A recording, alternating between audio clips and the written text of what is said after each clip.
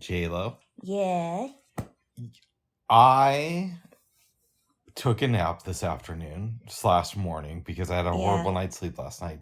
But then I started reading Medieval History for Dummies because I want to increase my knowledge of history. I'm a big fan, but you can always do more. Yeah. And you were taking a nap. I think you asked me what I was reading. I told you that. And you had heard of the For Dummies books, but you'd never read any of them. No, I haven't. I just thought they were real. I just, in my mind, because when I hear For Dummies, I'm thinking, oh, are they really for dummies? Or are they really for people that just want to expand their knowledge? They're introductory books to topics. Okay. I've seen them around for I don't even know how long. But I think the first one I read was Slam Poetry for Dummies in 2003.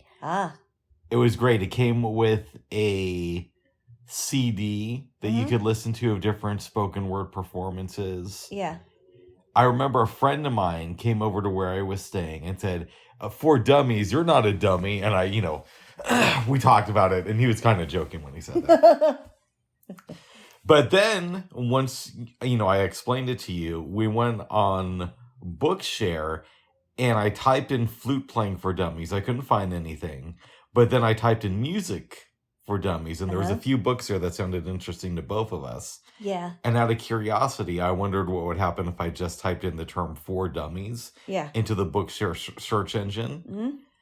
As of right now, mid-November of 2022, there are 178 pages. It's quite a lot. Of books. Yeah, if you type in that term. Now, I don't know if all of them are officially from the For Dummies series, but that's a fair amount considering that each page has like 25 listings. And they're from different authors. Yeah, no, I don't think anybody could just write all those books and be all that those smart. Knowledgeable books. Yeah, they have to be super, super smart. Well, they'd have to probably be like the smartest person on earth. And two, even if they were, there's also the matter of the time it takes to write a book. I think what would be a fun thing for A.J. Jacobs to write about is a For Dummies book. You mean talking about the history of it? Yeah. Or doing a For Dummies on religion? Or a For Dummies on anything, really. Like a For Dummies on music, or a For Dummies on, if there was like a tech thing. Driving your wife crazy. Now, I believe the series started off with a book on DOS. Oh, wow. I could have that wrong, but I remember hearing that. DOS, huh? Mm-hmm. Wow. That's so old. I know. I remember when there was Jaws for DOS. Nice. Yeah. Yeah. Guy for guy. Yeah, I'm not kidding. Nice. Yeah. Was it usable or no? I don't even remember because I wasn't using a computer regularly, but I heard about it. But this was when I was really learning about JAWS and learning how to use it proficiently, or efficiently rather. And so I just don't know. But that I think I was before JAWS for Windows was on the scene. Yeah. Yeah, so we might read some For Dummies books. I'm for sure am because I just started one. But you might too. The music theory for dummies, that would be great for me to read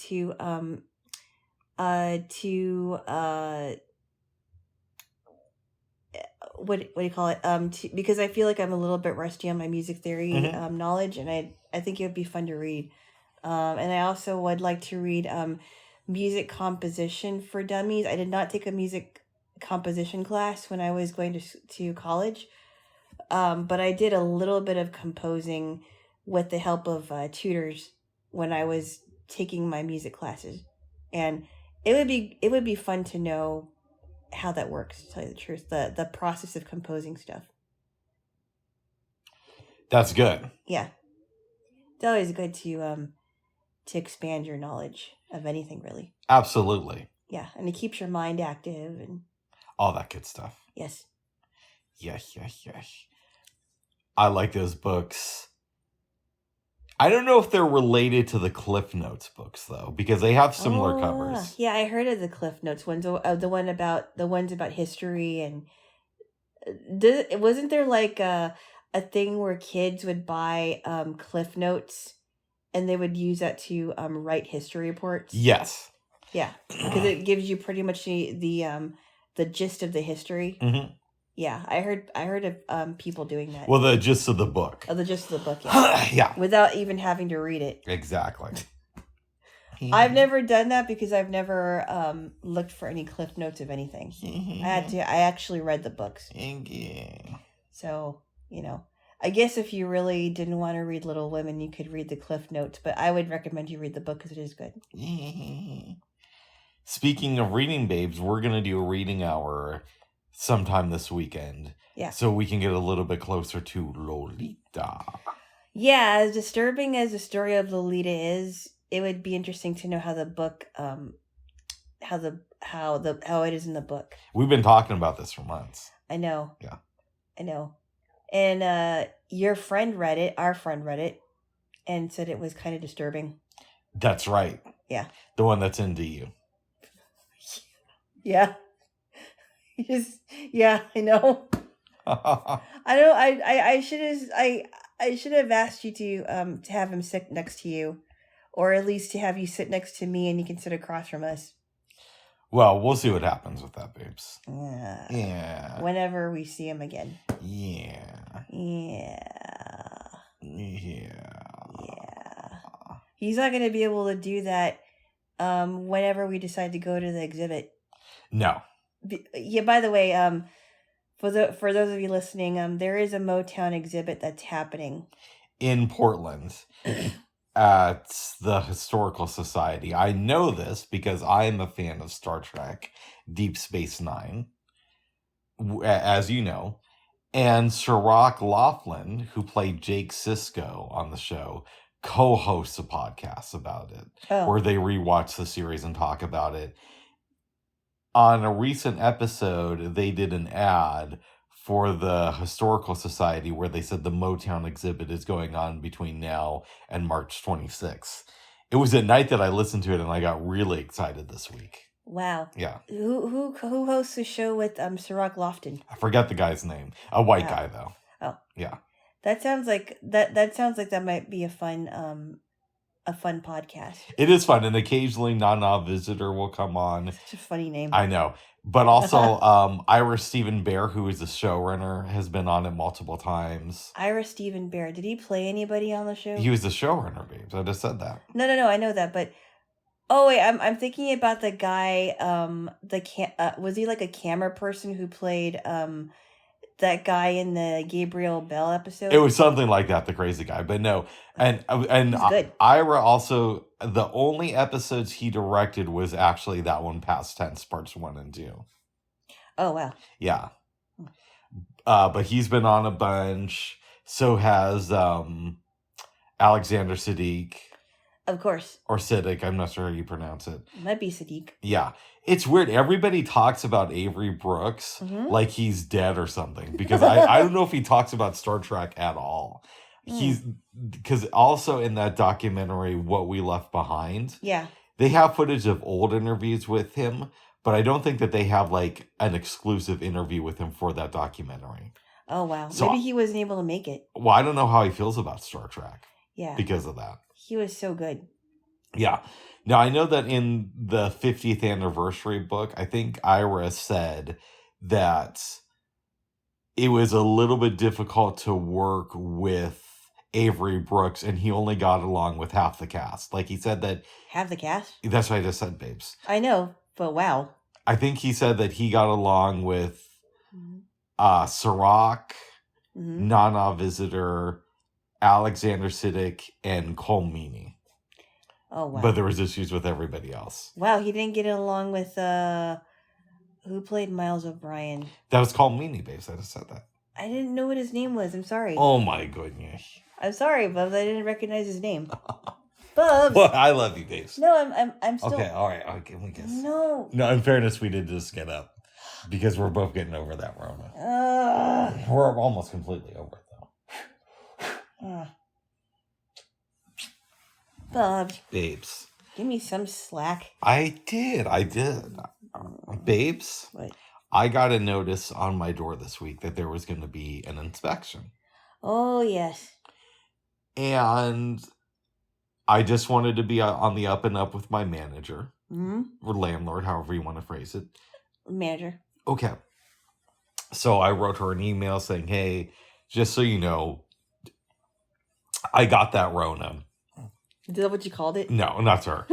But if you want me to step out of the apartment when you're doing the inspection, I'm completely willing to do that.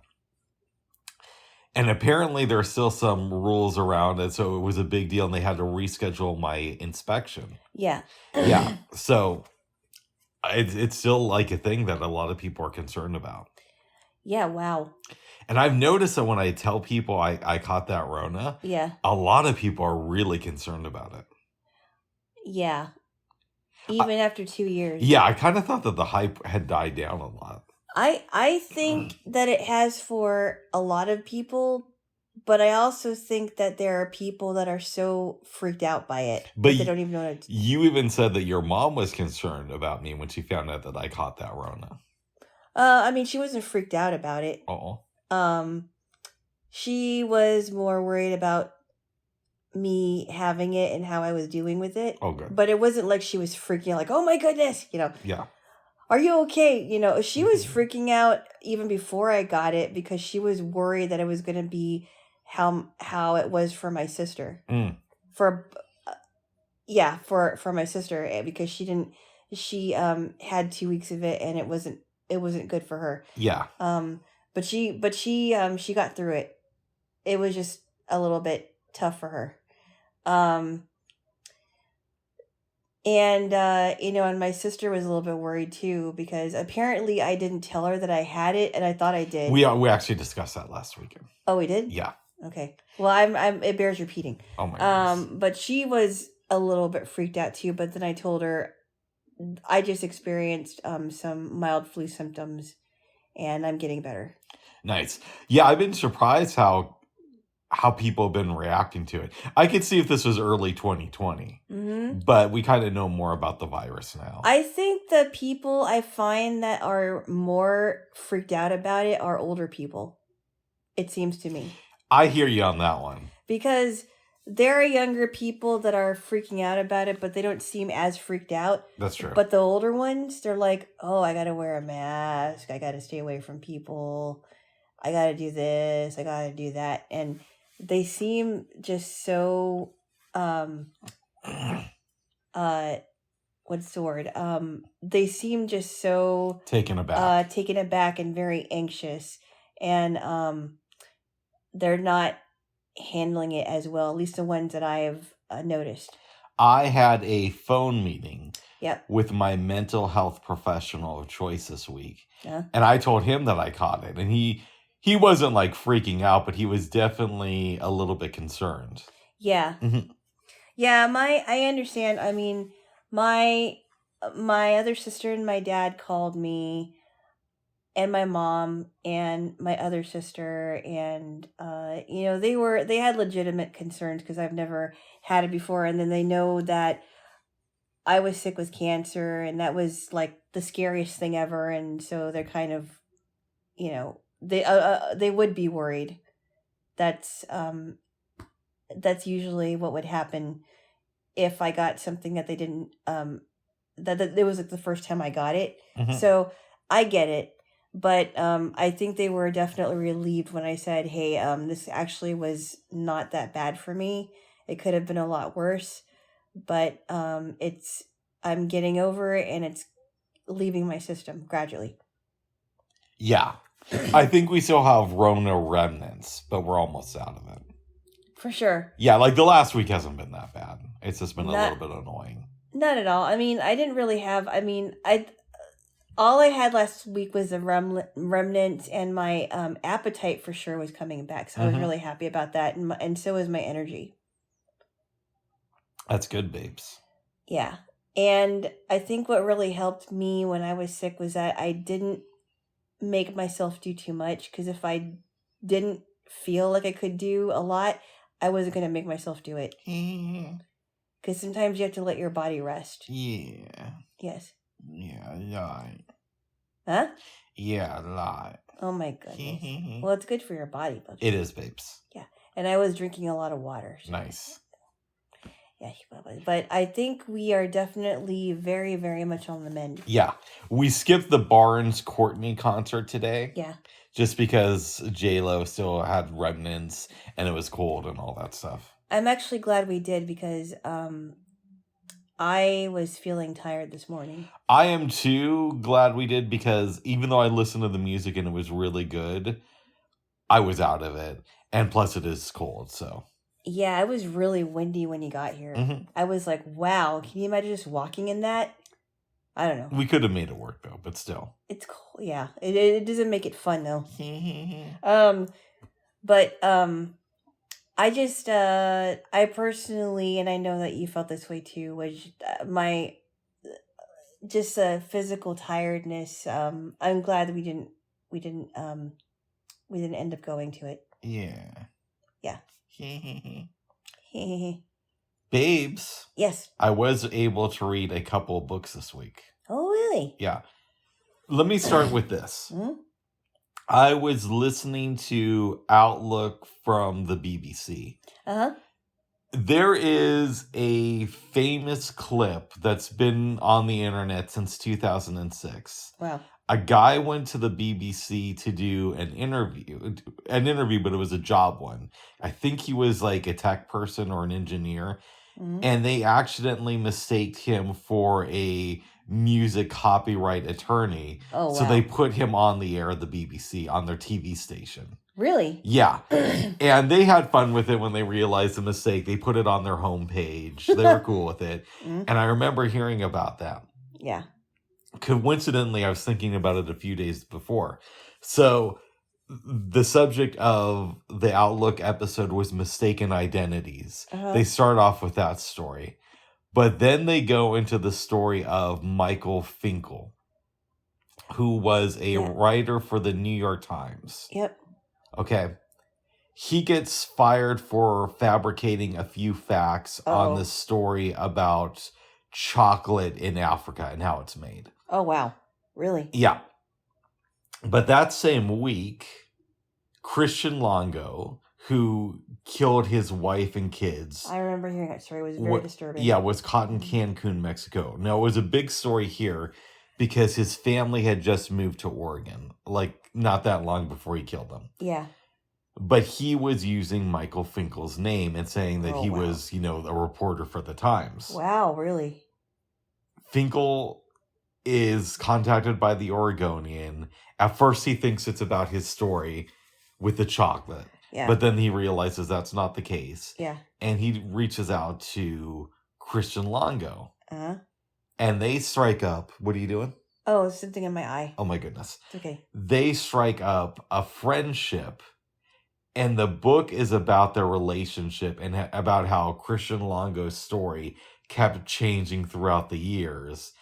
And he even said in the BBC interview that he told Longo that he loved his girlfriend before he told her that. Christian Longo was the first person to know that Michael Finkel loved his girl. Oh. Yeah. And then I started... loved that Michael Finkel loved his girlfriend. Yeah. Okay. So I start reading the book, and it's really interesting. And it talks about how at one point, Christian Longo even writes Michael Finkel's girlfriend a letter just to say, hey, you have a good guy. He's nice and everything. That's weird. And he said that he thought it was weird and he told her not to respond. Wow. How did he steal Michael Finkel's identity? He just pretended to be him. So at the resort in Cancun where he was staying, he told people, I'm a reporter with the Times. My name is Michael Finkel. And Christian Longo apparently said that some people said that they had interesting stories. And so he gave out like a fake email address and said, oh, email me here. And at one point in the book, Christian said that he met a girl. Mm-hmm. I hope I'm getting this story right, at the resort, and she was from Germany, but a photographer. So he tells her the story about how he's a reporter for the New York Times and says, hey, maybe we could do a book together. They're exploring these caves and pyramids, taking pictures and having, a little bit of fun. Mm-hmm. I think like the night before he got caught. Wow. Yeah. Him and that girl. Yes. Oh, wow. And how many years after that did that happen after he killed his wife and kids? This was when he was on the run. He was only gone for I think a month or two before they finally caught him. Oh, I thought maybe it was like a couple years. No, it wasn't that long. Wow. Yeah. Wow. That's crazy. Crazy. Obviously, having lived in Portland when he got caught, but not being here during the trial, mm-hmm.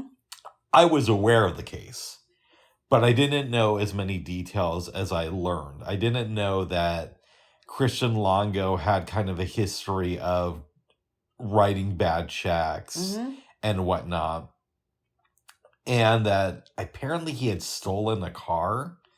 Oh. But his wife didn't know about it, and they were living in a really nice condominium. Yeah. And they were going to get kicked out like the next day. Wow. Yeah, it was super interesting. And he just told her that day, that the night before they got kicked out.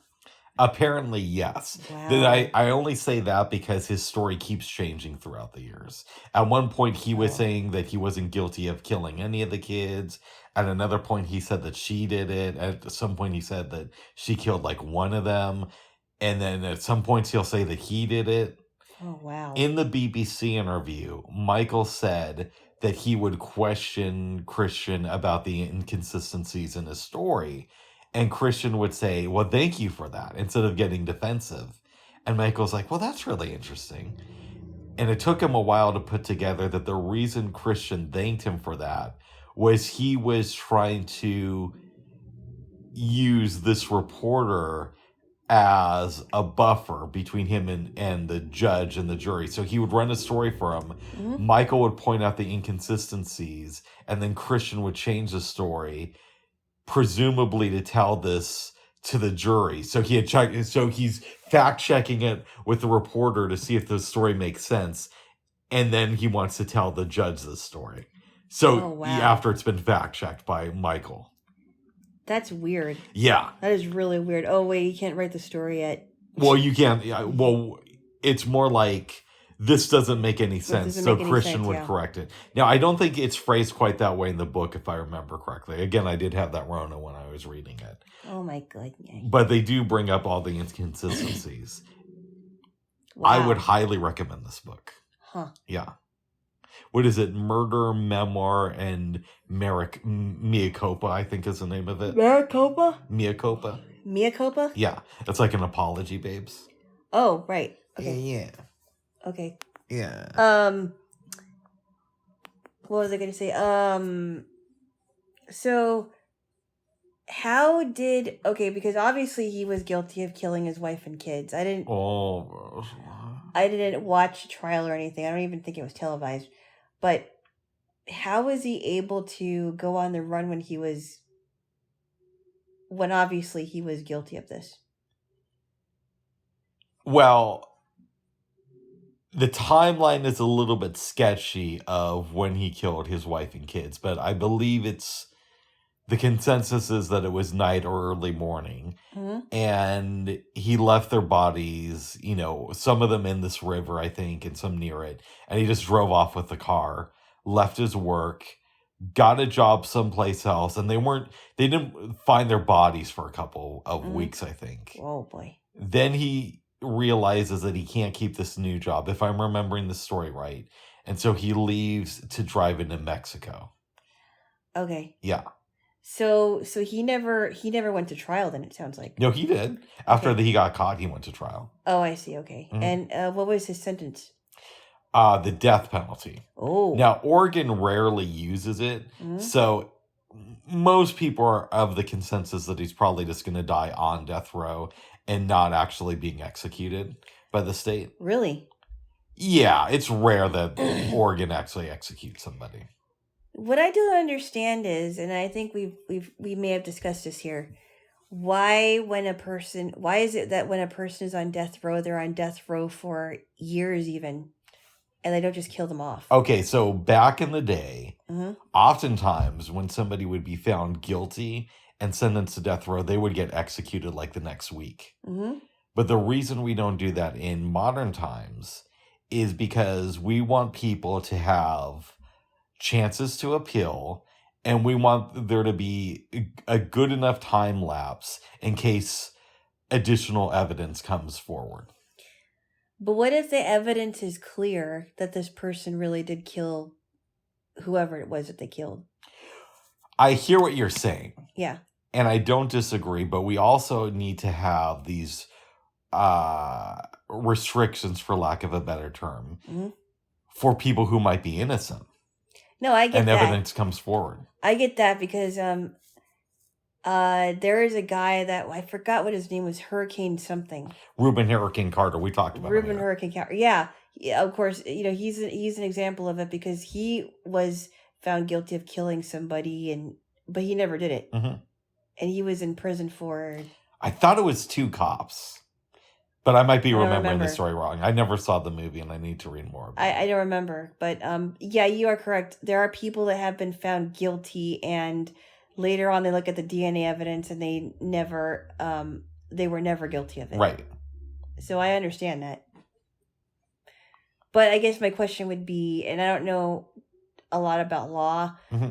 What if the evidence is unequivocally there? I hear you, and I think the argument would be, and again, I'm not an attorney, we don't want the appearance of a 2-tier justice system. In other words, we want to make sure that everybody has the same right to a fair trial and the same right for evidence to be discovered.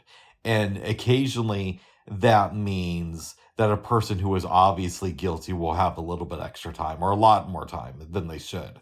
Now, mm-hmm. I would make the argument that we already do have a 2-tier justice system. Oh, I would totally agree. Poor people and one for rich people. But we don't. A lawyer would make the argument that maybe that's the case, but we don't want it to be more of a thing than it needs to be. I would agree. We definitely have a 2-tier justice system, and that some people get a free pass and some people don't. Yeah, we do have one. Yeah. And I just gave you like the death penalty for dummies version of it, right? Right, exactly. But this time written by a dummy or explained by one.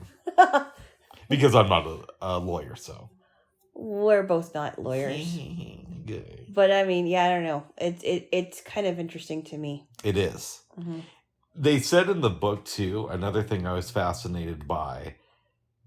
At one point, I think Longo pleaded guilty to killing one of his kids and his wife. Wow. And they said, you could get the death penalty for this, and he eventually did.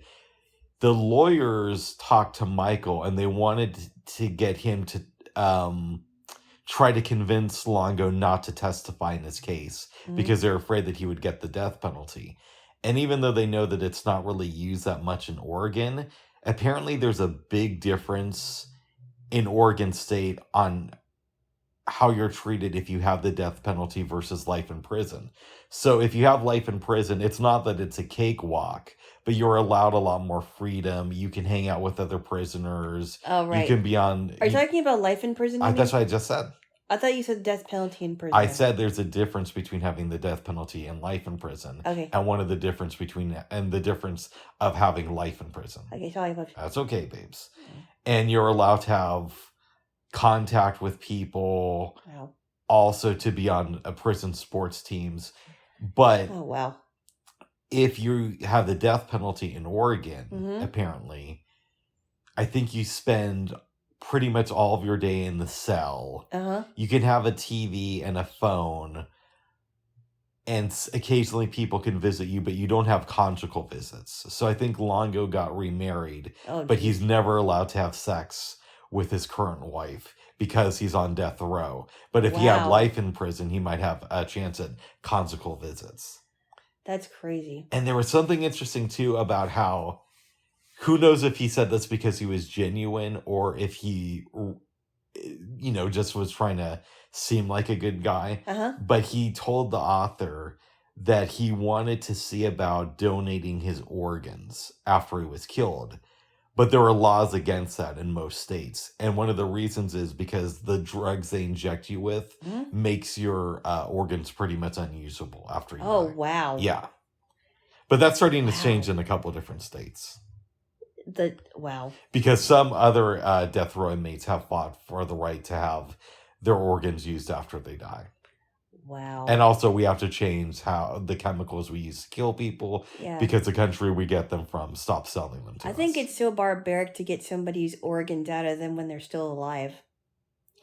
Well, that's not the plan. No, it isn't. Yeah. Wow. Yes. Huh. Interesting. Yeah. But questions really are crazy. Yeah, they are. Hey! What? You just said that. The guy, Christian Longo-Bug. Oh, okay. I misheard you. I misheard you, babes. Hey, I'm dyslexic boy. No. And I'm Warner boy. Give you a Warner boy a kiss. No. Yeah, come on. Bubs. Babes. You silly. I love you. Do you? Yeah. Okay. So I love you too. Okay, good. After reading this book, I wanted to see what else Michael Finkel had made or published. Okay. Yeah. So I forgot the name of the book. Excuse me. But he wrote one about this guy who was, I want to say he was like 20 in 1986. He's in Maine, gets out of his car, leaves it there, and goes and lives in the woods for 27 years. Wow. To do this, he obviously doesn't have all the resources he needs. But in this area of Maine, and I don't know that state too well, there are a lot of summer homes.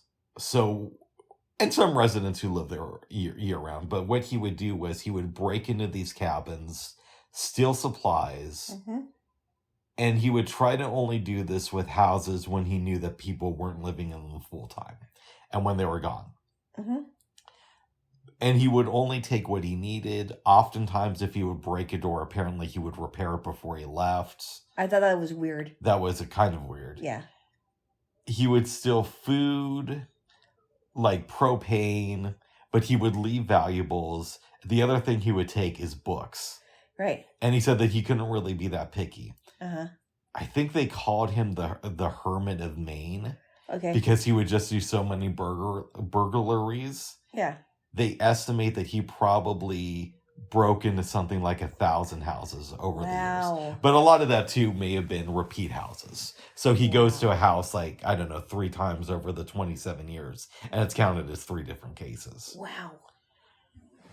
And then, while he's doing these burglaries, I know you said that he went into the woods, but where would he live? Like, would he just choose a house to live in, or? No, he'd live in the woods. Okay. Yeah. And he claims that he only talked to one person during this 27-year stretch. It was a hiker in the 90s. I think all they said was, "How's it going?" or "Hi," or something like that. Yeah. Right? Wow. So he breaks into this camp for disabled people. Wow. And is caught in 2013. He's never committed a violent crime, but he has done all these robberies. And he's so well known that some people would just leave bags of books on their front porch. Also notes saying, "Hey, if you need anything, just tell us." But he never responded to those notes because he thought it might be a trap. I can understand why you would think that. So he's captured, put in prison, and the state doesn't really know what to do with him.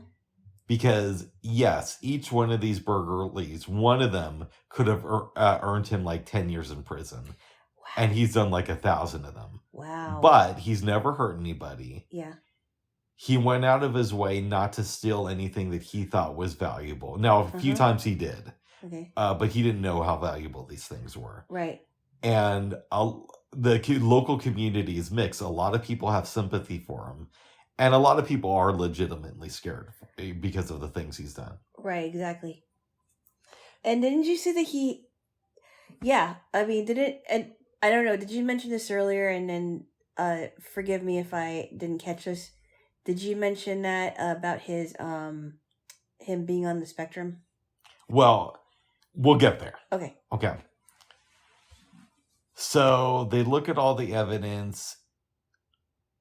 I believe what they said is 7 months in jail. Then you're going to be on house arrest for a certain amount of time and then probation for like 3 years. So does the time in jail, doesn't really talk with a lot of people.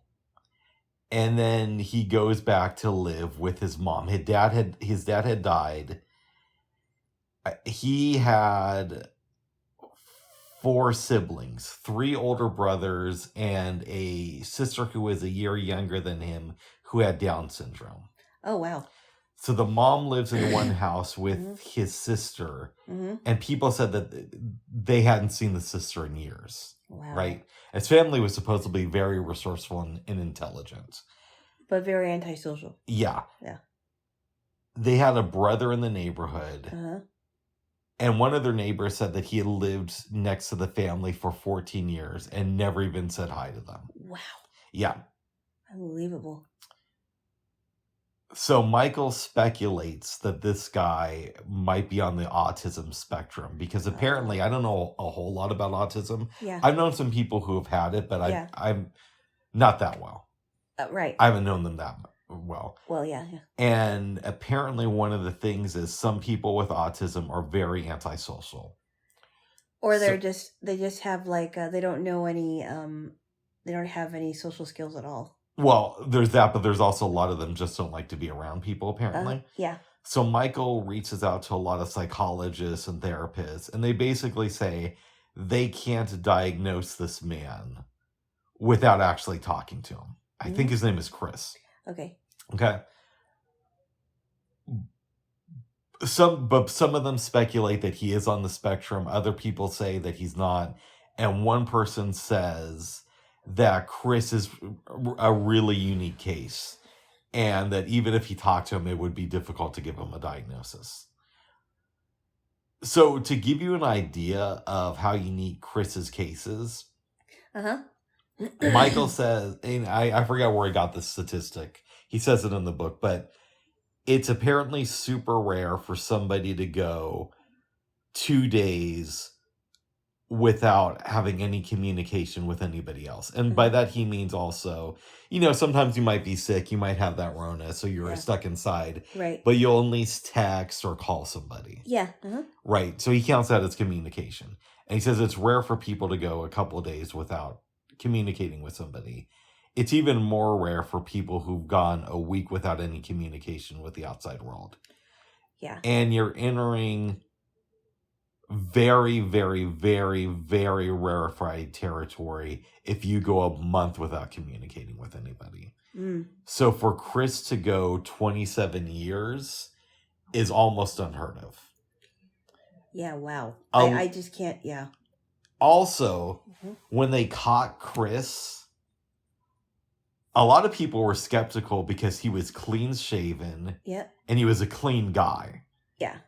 So some people think that he faked not having communication with anybody. Right. And there's still some debate on whether or not that's the case. Wow. Because he also knew basic knowledge about the world. Yeah. Now, Chris claims that at some point he stole a radio. Yeah. So you're going to love this. He listened to Rush Limbaugh a lot. Oh, wow. Because Chris is conservative.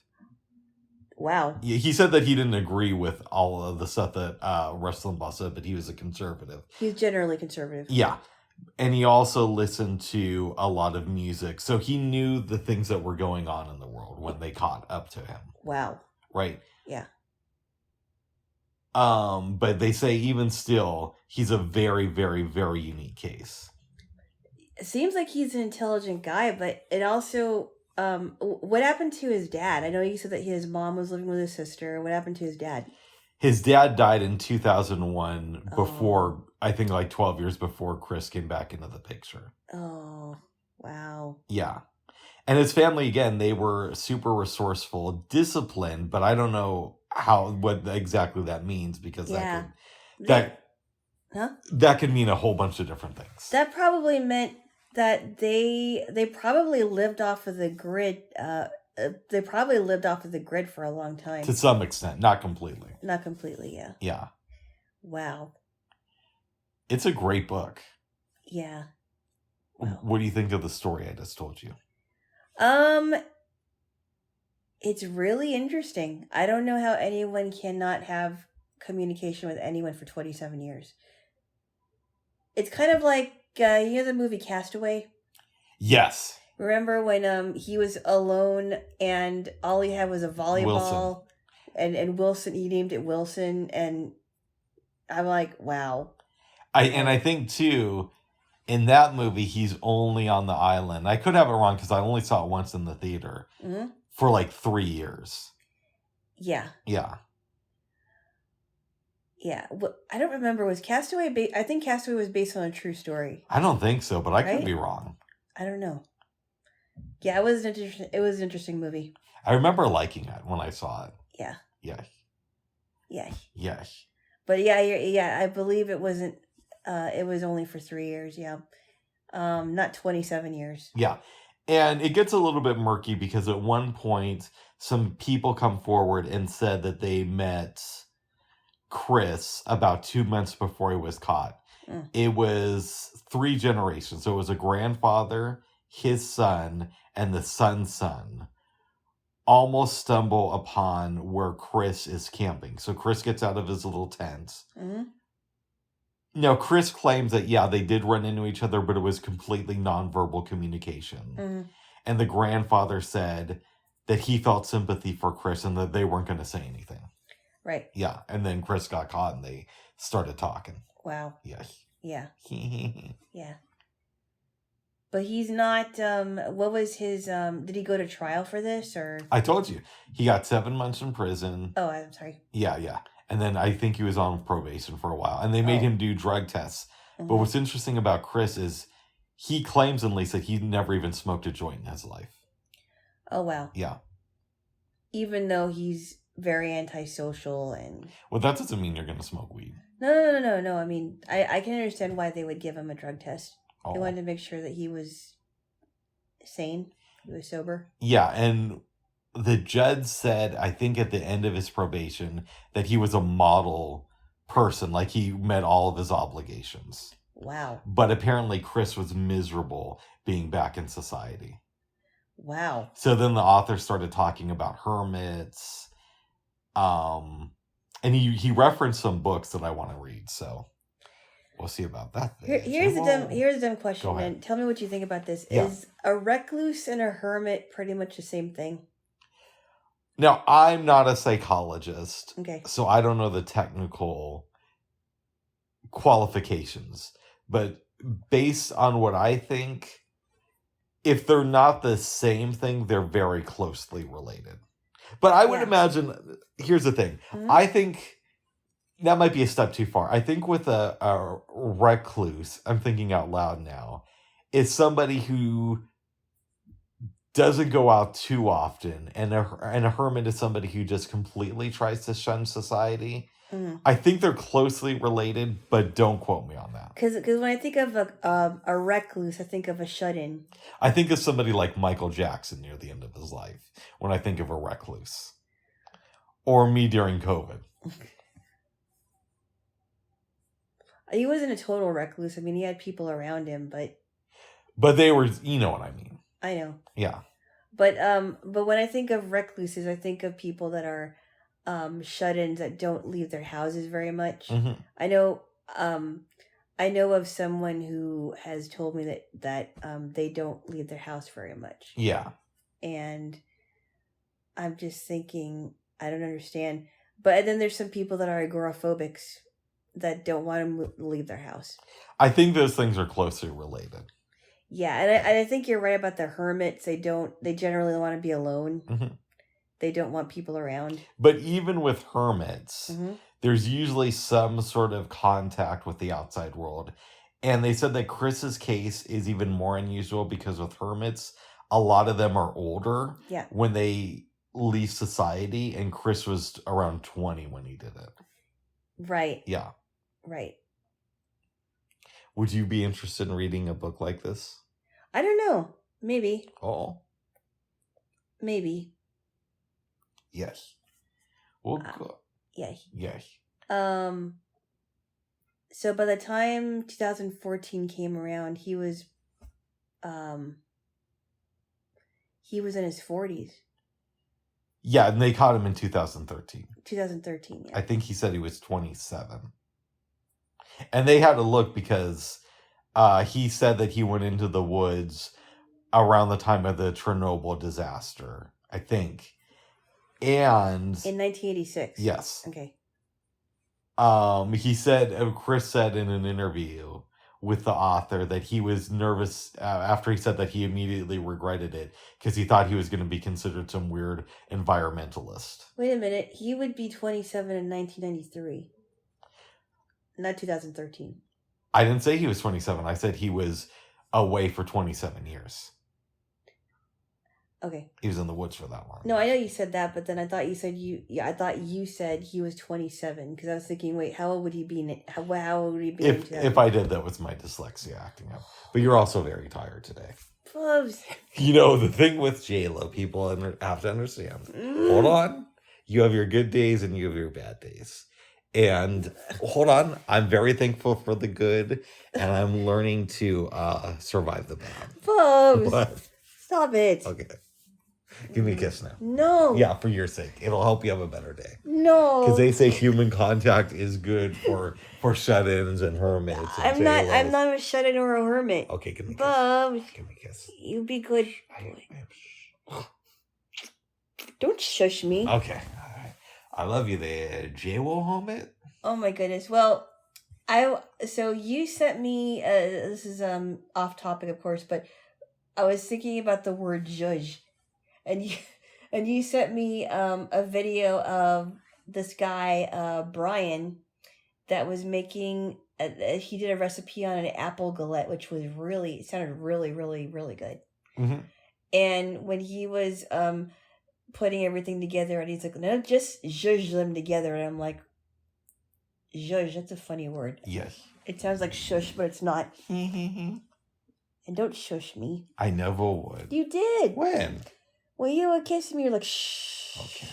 I know. I didn't know that was my dyslexia. No. Yeah, I love you, babes. That is not dependent on dyslexia, Bubs. Okay. I love you. What else? Yes. Mm-hmm. I also read Quentin Tarantino's new book, Cinema Speculation. How was that? It was good, but it took me a minute to get into it because I thought it was just going to be his thoughts on film. And that's what a lot of it is, but it's also where he was in his life. So it focuses primarily on 70s cinema. Oh, wow. And there's some overlap with other things, but that's the main focus of it. And what he was going through when he would see these movies. Sometimes he'll talk about the movie theater he would go to. Some of them it was okay to talk during the movie, and him and his friends would laugh at parts of films. And it was good, though. Oh, wow. I liked it. But it took me a minute to get into it, so I might reread it at some point in the future. Oh, wow. Okay. Yes. Very good. Babes. Yeah? There was supposed to be a red wave this week. There was. And we missed it. Actually, there is. Oh? Now, I know that you don't think that there was, but I tend to think of things differently, of course, because we think of politics differently. Yeah. Both of us. So, it looks like the Democrats, and again, this could change, but of right now, it's looking like they're going to keep the Senate and lose the House, but they're not going to lose the House by that much. It's going to be like maybe 3 or 4 seats, I think. So, Republicans did well, but they didn't do as good as people were anticipating. I think I would phrase it this way. Go ahead. It wasn't the as far as the red wave is concerned, it wasn't the way that they thought it was going to look, but I think I really do think that something is happening, and I don't know that it's going to go in the Democrats' favor, just because we don't know what's going to happen in the Senate right now. And to me, it sounds like the Republicans are very, very close to getting taking over the House. By the way, most people agree that the Republicans are going to take over the House, Mm-hmm. but it's not going to be by this huge number like they were initially expecting. Right. So it was expected to be a lot more seats that they were going to gain in the House. And they were expected to get the Senate, and now it's kind of like up in the air. But as far as the red wave that people were expecting, I think it is a red wave, but I don't think it came the way that it was expected to come. Put it to you this way: it was a red wave, but if the red wave encountered like a sandcastle built by a 5-year-old, it's possible that the castle would still be standing. Oh my goodness. Oh, sorry. That's okay, little Jaylo. I honestly think it's getting bigger, to tell you the truth. It may have looked like a ripple to some people, but I think that nothing is always what it seems.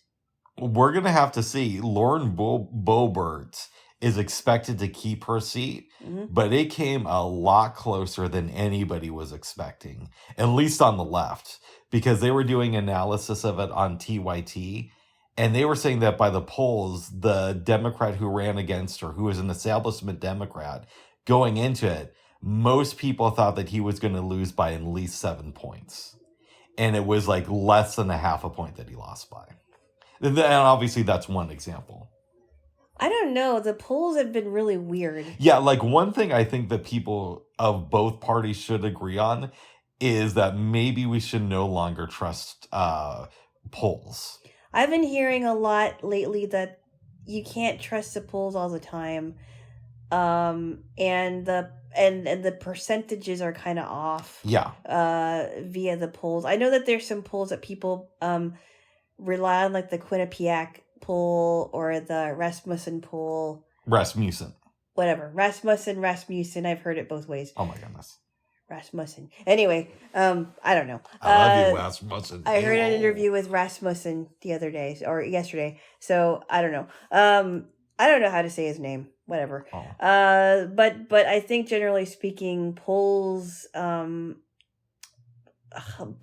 be very strange, especially in modern times. Yeah. Yeah. Pretty much every ballot initiative I voted for passed, which made me feel good. Of course it did.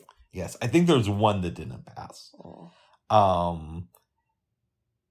Now, in a lot of these races, it's kind of close. Like Tina, I mean in like how things are gonna go forward. Like, I'm not a fan of Tina Kotek, and Christine Drazen for real said some things that I thought were on the nose. But the reason I voted for Tina Kotek is I didn't know if Christine Drazen believed in fair elections, and I wasn't going to take that chance that if we voted her out in 4 years, that I didn't want to take the chance that she wouldn't leave. So that's why I voted for Tina Kotek. But Tina Kotek has a lot of issues, but she did win. At least it's looking like that now. That's what I gather. That she was winning. She was going to win. But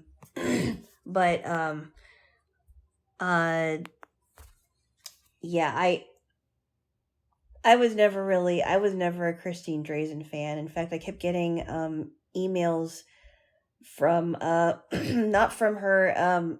I mean, it looked like it was from her campaign, and after a while, I had to unsubscribe because I'm like, this isn't from her. This is actually from this isn't actually from her website. It's from some other people. And I was like, no, I don't want to. And I've been finding more out. I'm finding out about her, and I wasn't too impressed.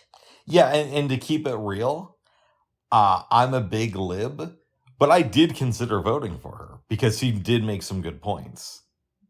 It really came down to Stop the Steal for me. If it wasn't for that, I might have really voted for her. Well, first off, if there were, I mean, and it doesn't matter if it's a Republican or a Democrat. Yeah. Although it seems to me like some shenanigans have been happening in blue states, because I feel like there's a lot more evidence that is being underreported or not even reported at all on the mainstream media. You feel that way. I don't, but keep going. But there is a lot of evidence because Arizona's machine somehow stopped working in the morning. 20% of it, which is a fifth of machines, stopped working, and they weren't working. And the people that had problems with the machines were told to put them in this quote unquote secure box. We don't even know what kind of a box it is.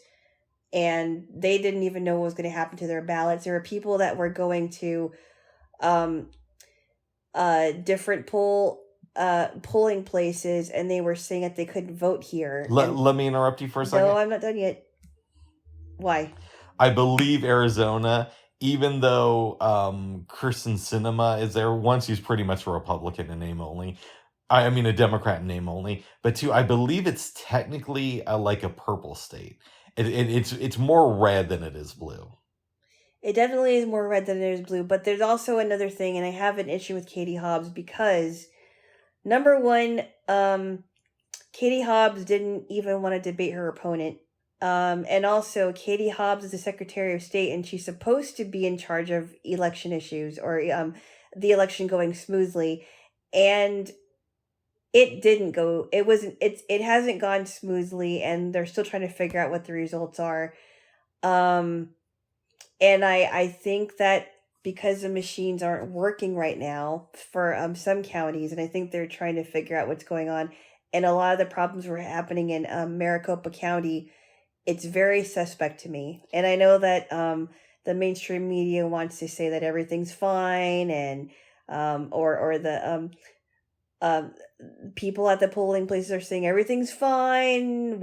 Our elections are clear and are fair, but I don't know if machines aren't working and they haven't been working, and people are told to put their ballots in a box that they don't even know how secure the box is, then that makes me want to scratch my head. Okay, so I'm a dummy when it comes to geography. Yeah. For some reason, I thought Maricopa County was in Florida. No, it's not. But it's in California, according to you. It's in Arizona. It's in Arizona, okay. That's why I'm talking about Arizona. Gotcha. No, Maricopa County is in Arizona. Broward County is in Florida. Okay. I don't know this case, but let's see. Let's give people the chance to count the votes and see what happens. Now, I know that her competition is like an election denier. Is it like big in a stop? No. She is not an election denier. They want to make her sound like she's an election denier, but there is ample evidence that back up the claims that these machines are not doing what they're supposed to do, and she really cares about knowing what the votes are by the time election night is over. And I'm very I'm very much for knowing the election results when the day is over and not making it into an election season or an election month. I think the voters should know that. Right. And I have made the argument to you that they do have to count ballots that come in late, and they shouldn't be having late. They shouldn't be. That's why voter early voting is posing a problem here. No, early voting is not posing a problem. We need to have early voting so that people can get their votes in case there's an issue the day of. I mean, I understand if people aren't able to make it to the polls. I get that, because sometimes it's a little bit crazy. But here's the thing, though. You would agree that things can happen in the postal service. Yeah. for ballots to get mixed up. Mhm.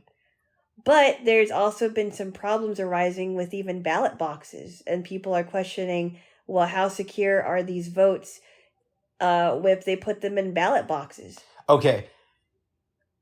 I know. And I think people have a valid question to ask. Okay, I want to make sure I phrase this in a way that's not insulting. Please. Okay, I will try to. There have been some conspiracies on the right about this in recent years. But what I would say is a lot of times the conspiracies are just negligence. Now, with national elections and with elections in general, there's always going to be a little bit of fraud, right? Just because of the nature of things. But I don't really know how significant it is. And I would also say, well, okay, you don't want people to vote ahead of time. You don't trust the ballot boxes. Well, what's the solution then? And if you don't trust the machines? Well, I think that people want to go back to paper ballots now. Unfortunately, if I knew more about politics when I was 18 years old, I would have studied this a little bit more. But from what I understand, with paper ballots, you go in the day of the election, and you go through the verification of your signature, and you fill out a ballot right there, and you hand deliver it, and that's how your ballot counts. And it's not going through the postal service, and you're not dropping it off at the boxes, and extra ballots aren't coming in the morning after, and people are finding out what the results are by the end of the night. And it just, and they're making sure that nobody is being fraudulent, and they're learning about the results the night of. That's how I gathered how that works. Okay, I don't think you eliminate fraud completely with paper ballots, because somebody could always have a fake ID. That's why they have voter ID. Right. Well, that raises a whole other set of issues. But also, if you limit it to the day of, a lot of people who are voters now just won't be, for various different reasons. And it doesn't mean that they don't want to engage in their democracy. Some people may have issues with work. Some people may have issues with their kids the day of.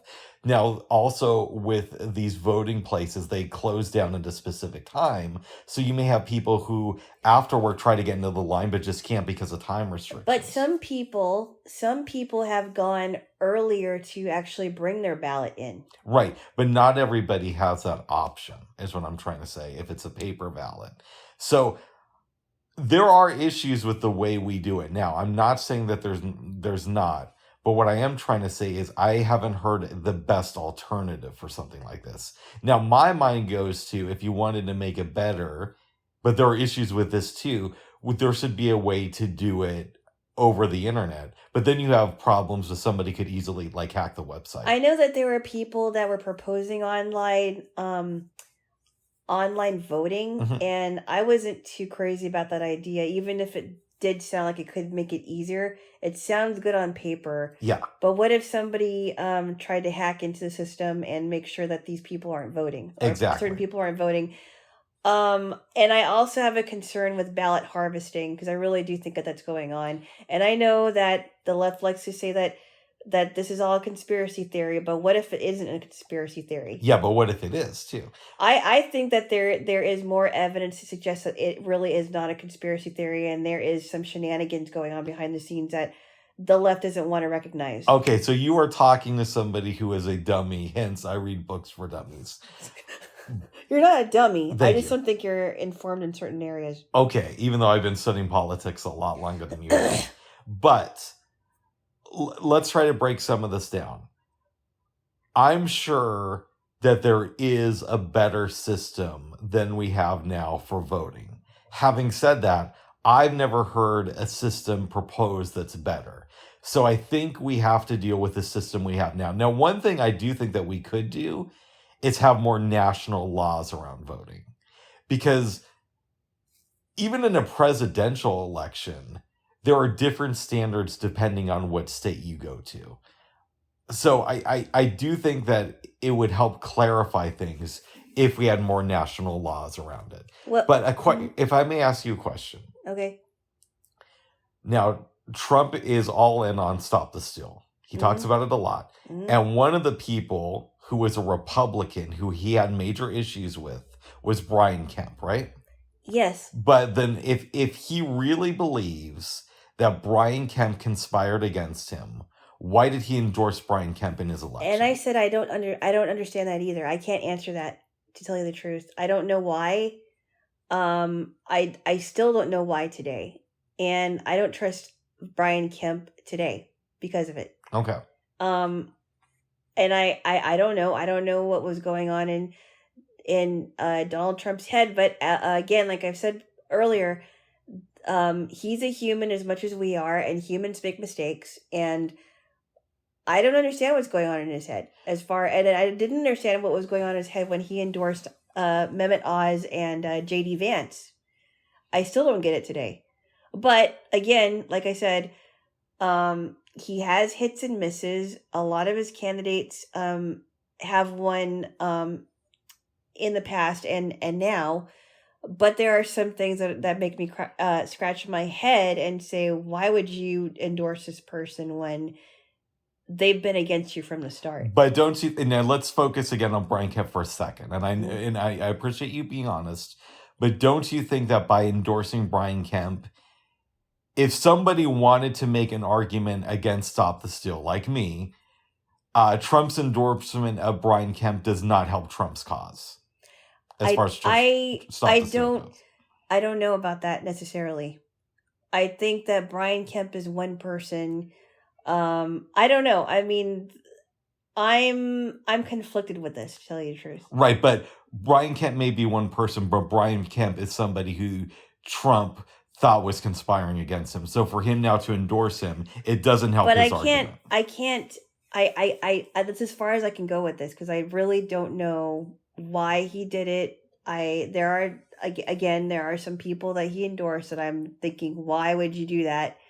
And there are people in the MAGA movement like myself that are kind of a little bit unsure, frustrated. Yeah.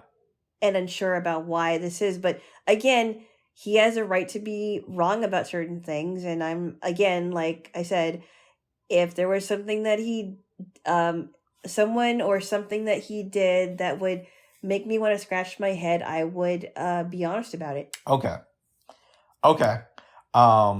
Very interesting there. Jaylo. See, I can disagree with him on some things. Very good. Like I said, I would. I really think that Stop the Steal hurt a lot of Republicans this time around. I don't think it did. I can tell you did from my perspective, because I was considering voting for Christina Drazen. And the big reason I didn't was because I thought if she's a Stop the Steal person, in 4 years, this could be a huge problem. Well, here's the thing. I respect people. I would respect a person a lot more if they didn't concede, if for sure they their vote was not their vote, but their if they had the position stolen from them, if they knew for sure that it was stolen from them, rather than they concede knowing that that their election was stolen from them. Okay, you say knew for sure. With every candidate, that's going to be speculation. So, like, let's reverse it for a second, right? Just so we're not picking on Republicans. Let's say, let's say in 2028, AOC runs for president, and let's say she runs against, I don't know, whoever you want it to be. If you want it to be Tucker Carlson, if you want it to be whoever, right? Yeah. But she runs against a Republican who you like, and that Republican wins the election, but barely. And AOC comes up and says, I know for sure that I won this race. Even I would have questions, because I don't think that anybody knows for sure if they won a race or not, unless it's been declared definitively. And so I would, and we don't have to get in a debate over that. I would just say, if I were you, I would consider, if somebody says that they know for sure, do they really know for sure? Or are they just saying that because it bolsters their case with their particular crowd? Well, this is where the voter fraud comes in, because if there are extra ballots that are more for a certain candidate, whoever it is, but a lot of them were thrown out or they were coming in later, there has to be some questions there. Right, but you're assuming that it's for a particular candidate. No, I'm saying for anyone. Okay. Not just for a particular party.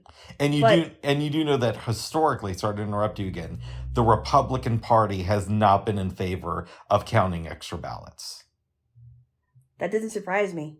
Okay. That doesn't surprise me. They want to know the results when they should know the results. What I said is historically the Republican Party has not been for counting extra ballots, and they have not been into looking into voter fraud. And I know I keep bringing it up, but it is the truth.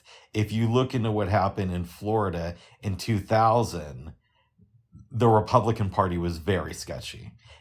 And in fact, there is a documentary which is not about this actually, called The Queen of Versailles.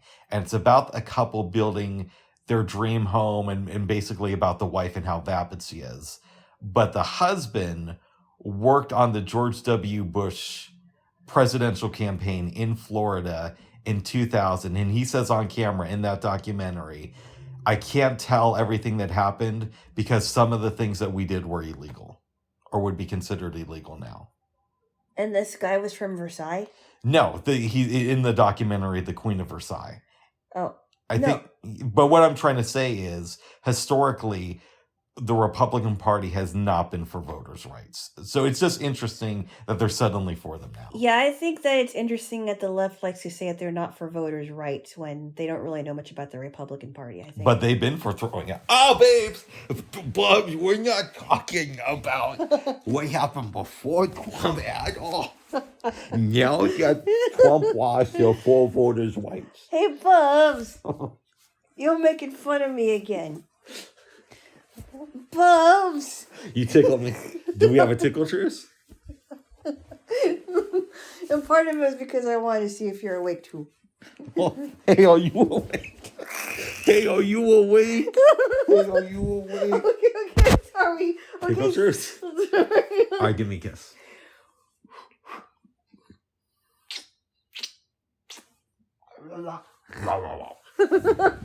By the way, in case anybody was wondering, I was trying to bite his nose. Oh my goodness. Or acting like I was going to. Oh, and you just squeeze my nose.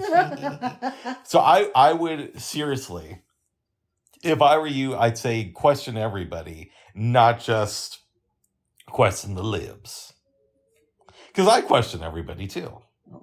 I think it's good to question my side, and I think it's healthy for you to question your side too. Now, I'm not going to say that every Republican is not guilty, because there is a Republican establishment that a lot of Republicans now want gone. Yeah. So I'm not going to say that the party that I'm rooting for is absolutely innocent in everything, because there are some very shady establishment people that need to be out of there.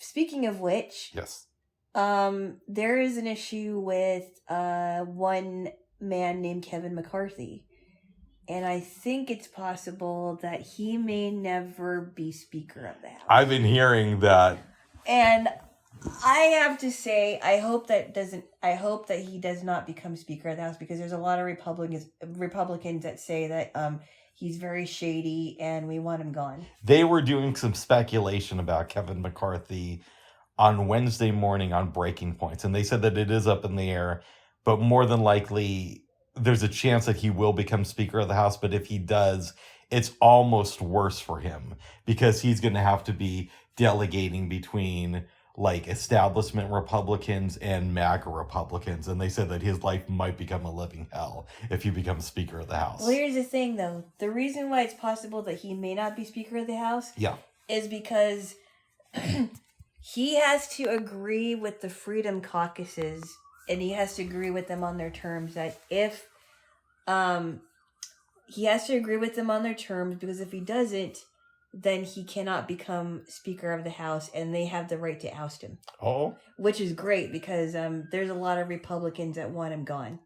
Oh. And they want him gone for good because he's a pretty shady character, and he's not really representing the Republican Party well. And the stronger Republicans are saying, nope, we want a different one. Oh. We want a different speaker that actually will do his job. I just hope, and don't get upset by this, I just hope it's not like Marge. What? Well, it could be somebody else. It could be somebody, they could elect somebody that isn't a part, that is not a member.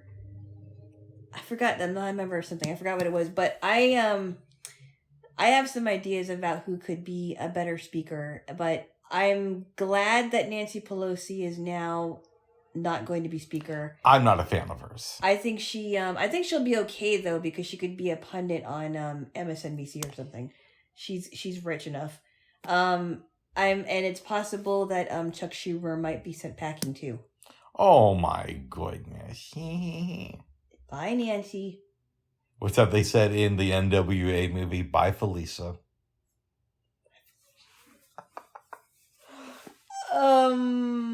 What? What scene was that? Okay, it's near the somewhat beginning of the movie after they'd become kind of famous. And somebody goes to look for his girlfriend, Felicia. There's all these women in the room. They get Felicia, and as she's leaving, the band says to her, bye, Felicia. Oh, jeez. Yes. Wow. If I remember the movie right. Okay. Yes. So, okay, whatever. Yeah. Bye, Felicia. Well, I would be fine. I mean, ideally, if the Democrats, they're probably going to lose the House. But if they take it back in 2 years, maybe they have somebody like Jamal Bowman be the Speaker of the House. I think that would actually be really cool. Yeah, we'll see. Yeah, well, heap up. We'll see. Babes. Yeah? Speaking of trying to own the libs. Oh, no. Are we going to keep on going? What do you think of what's going on with Twitter now? Oh, okay. I can talk about this. You know what? I don't know yet. I think it's one of those things where I'm going to wait and see, because I was not sure if Elon Musk was going to take over it. I'm glad that he actually got rid of some people when he finally bought it. But I don't know if Twitter is going to be the way that it was before. And I don't know if people are going to come back to Twitter. Well, so now the way it used to work is if you were a person of note, you would get a blue check mark. And now you have to pay for one. So I think it's $8 a month. Mm-hmm. And one example they gave is now there is somebody pretending to be Rudy Giuliani on Twitter.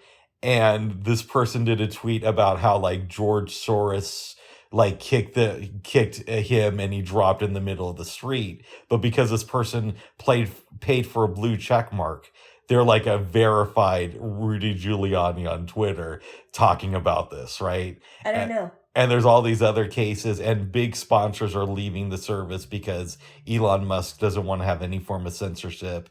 So it's going kind of bad for him. I don't know if it's going bad for him. I mean, some people are back on it, but I don't know if it's going to be as popular as it was before. I think it's one of those things where we have to wait and see what happens. Yeah. Because I don't exactly agree with Elon Musk on everything, obviously. So I'm not sure. I've been noticing, actually, to be fair to conservatives. Yeah. A lot of them have been saying that recently. Like, they're not exactly big Elon Musk fans anymore. I think the veneer has kind of like gone off. Well, I think some people are glad that Elon Musk got rid of the higher ups on Twitter, and that he was getting people signed back on again. Oh. But I think there are other people who are just like, I'm not sure about this. I will have to wait and see. And I'm kind of in that camp, actually. Very good there, Jaylo. Because I don't know. I mean, I think he's a very smart guy, but he's also a troll, so. I don't know. I'm not on Twitter, so I really can't say much about it. And I'm not going to go on Twitter. And just speculating, you're probably not going to agree on this. He has lost something like $100 billion of his net worth and since I think the beginning of the year, because of a lot of it is tied up in stock, and he had to sell Tesla stock, and he took on a lot of debt to buy Twitter, even though he got help. I don't know about that, but Well, I really don't know, honestly. This has been reported, and not just on liberal news sources either. Uh-oh. I think it would be kind of, he's not going to go broke, but I do think it would be kind of funny if he really has lost $100 billion just because he wanted to own the libs. Oh my goodness. But I love you there, Jaylo. Lib. Oh my goodness. You know what I thought about this week, babes? What? I thought about putting together like a fake Facebook account. You might not enjoy this though. And I would be like a conservative, but I'd say like my hobbies are like owning the libs, going to Marjorie Taylor Greene rallies. Don't do that. Talking about Stop the Steal. What? Bubs. I hope you don't do that, Bubs. It would No, be I'm not very going to do that. embarrassing to me.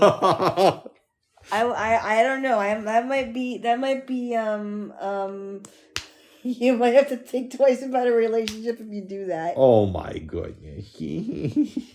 And you're squeezing my knots in my sodas there. No, don't do that, Bubs. Okay. That's really embarrassing. I thought it would be kind of funny. Bubs. You're like, oh, Bubs, you're a hoot. You know that? Thank you there, Jaylo. Sometimes I don't know what to do with you. Oh my goodness. Well, babes. What? Did you have any dreams? I had a kind of a weird dream this afternoon. Go ahead. Or this morning rather, into the afternoon. I had a dream that something was going on with my Echo Dot, and it was the one I was listening to, and I couldn't figure out how to turn it off. And so I had to take it apart and put it back together. Nice. Which is really funny because I don't know how to do that. Did you have any dreams? None that I can remember. I haven't remembered any dream I've had since I caught that Rona. Oh. Yeah. Well, yeah, but you've had bouts of not remembering your dreams. Yeah, that's true. That is true. I know I had a dream, and I think you were in it, but it went away almost as soon as I woke up. But I think maybe it's because there are some dreams that were meant to be remembered, and there's some that just kind of go away. Very possible. That doesn't mean that you don't remember any of your dreams, because you do. Yeah. The one about the wonton/egg rolls were weird. Thank you, babes. And they were shaped like croissants. That's one that you had. I did. Well, good. And they reminded me of the friend that we both know who said that he made 40 egg rolls. Yes. That is so funny. Well, good. Yeah. Babes? Yes? Is there anything else you want to talk about? No, I'm not liking, well, the one thing I will say is that I don't like waking up and it's cold. I don't either. Morning. But that's just... Somebody's having fun outside. Oh, it's like someone's like, oh no, it's a helicopter. Oh, okay. I do not want to ride in one of those. They just sound really scary to me. Yeah. But you feel good about everything except for the cold, it sounds like. Yes, and I'm glad that the remnants of this COVID is really starting to leave me. Nice. Mm-hmm. Bye-bye. Okay, bye-bye. I was talking about that in relation to the COVID. Yeah, bye-bye, COVID. Yes. What do you want to get into after this, babes? I don't know. Oh? Well, we'll talk about it. Okay. Maybe we'll own the lips. Oh my goodness. Or maybe we'll buy the conserves. Bubs. No, I don't know. Maybe we'll have a tickle fight. Oh. I think I'll win. Well, I love you, babes. Because my tickle's mean. So we wrap this up? Yes, we can wrap it up. All right. Bye-bye for now. Oh, well, I need to push stop. Okay. And what? Aren't you going to give me something? Yeah, I'll give you a kiss. Okay. Hey, babes, you know what? What? It's almost 4. Are you serious? It says it's 3:38 now. Okay, we got to get cooking. Yeah. Because we want to make that pizza. Whoa, I didn't even know that. I know, I didn't, because we were sleeping because we're getting over that Rona. Mm-hmm. And so we were, we completely lost track of time today. Like true Americans. Oh my goodness. Oh, by the way, the grocery delivery lady was great this morning. I know. I didn't meet her, But she got me pretty much everything that and I checked my list twice. I checked it more than once, and I got everything that I needed. She even called you. Yes, she did. She was excellent. I really like it when the shoppers call me, because then they want to make sure that I like my replacements and stuff like that. Because yeah, well, I know what we're gonna do after this. We're gonna preheat the oven and yes, start work on dinner. What do you think? Should we listen to some KMHD? why don't we talk about that after we're done with What this? are you thinking of? I am thinking about like listening to a Motown playlist. Motown's good too. But KMHD is also good, but we listen to that a lot. Yeah, but they play different stuff. Mm. How about this? Mm-hmm. We listen to the Motown playlist, and when they start to repeat stuff, we switch it over to KMHD. Okay. All right. Or we could also do another Take the Floor thing too. We could do Take the Floor. We could also do Music Planet, which is another really good show. Yeah, Music Planet's great too. Yeah, and we don't listen to that enough. And we only have one episode on Take the Floor that we haven't listened to. Yeah. So maybe we listen to like Music Planet today. Yeah. Okay, how about this? Yeah. We do Motown for the beginning, and when they start to repeat songs, because you know how Miss A likes to do. Yeah. Then we switch it over to Music Planet, and then maybe tomorrow, when we're making the chicken, we listen to Take the Floor. Okay, I can work. All right, give me a kiss. Oh another one? Another one, and another one. Bye, babes. Okay. Bye-bye for now. Bye-bye. Hold on. I'm pulling up right. Bye-bye. Bye-bye.